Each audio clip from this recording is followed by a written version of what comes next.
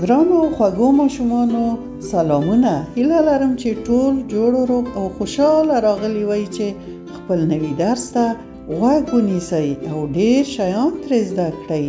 نن مې بیا تاسو ته ډیر یو ښکلی او مهم درس راوړی.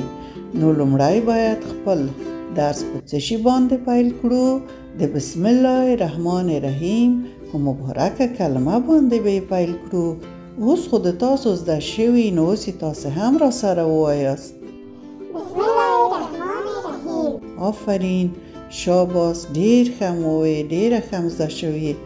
ښه، د نن ورځې درس وګورئ څومره ښکلي حیوانات دي. دا خو ډیری تاسو پیژنئ. دې حیواناتو ته اهلي حیوانات وایي. اهلي حیوانات په دې معنا چې په کورونو کې ساتل کیږي او ګټه ترې اخیستل کیږي، او بله ډله یې وحشي حیوانات دي چې هغه په ځنګله کې اوسي او انسانان ترې ډاریږي ځکه په انسانانو باندې حمله کوي. دا اهلي حیوانات دي. ښه ورته وګورئ، غږونه یې واورئ. دا لومړی حیوان چې درته ښایم دا میږه ده. میږه ډیر یو آرام ښکلی حیوان دی. موږ یې د غوښې نه، د شیدو نه، د پوستکي نه ګټه اخلو، او په پښتو کې ورته میږه او په انګلیسي کې ورته شیپ وایي. شیپ، غږ یې واورئ. دا ښکلی حیوان ګورئ، دا وزه ده. په انګلیسي کې ورته ګوټ وایي، او دا هم د اهلي حیوانانو نه ده چې لږ شوخه ده، لږ لوړو ځایو ته خیژي، او موږ یې د غوښې نه، د پوستکي او د شیدو نه ګټه اخلو، او زه ډیرو کورو کې پیدا کیږي. دا وګورئ، دا غټ حیوان، دا ډیر ښکلی، آرام او د ګټې نه ډک حیوان دی. دا غوا ده.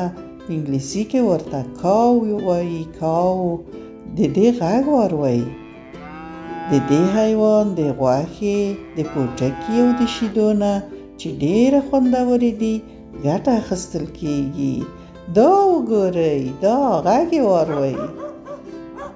دا سپی دی. سپی خو تاسو ډیر خوښي، زه پوهیږم په کورونو کې ساتل کیږي. تاسو باید په سپي باندې ډیر لاس ونه وهئ. کم ووهه بیا لاس پریمینځئ ځکه کله مرض ترې پیدا کیږي. سپي ته په انګلیسي کې ډاګ وایي. دا بله ښکلې ګوره، دا حیوان څه شی نومیږي؟ تاسو یې پیژنئ؟ پیشو ده. پیشو خو په ټولو ګرانه ده، په کورونو کې ساتل کیږي. په انګلیسي کې ورته کټ وایي، او ډیره یې خلک نازوي.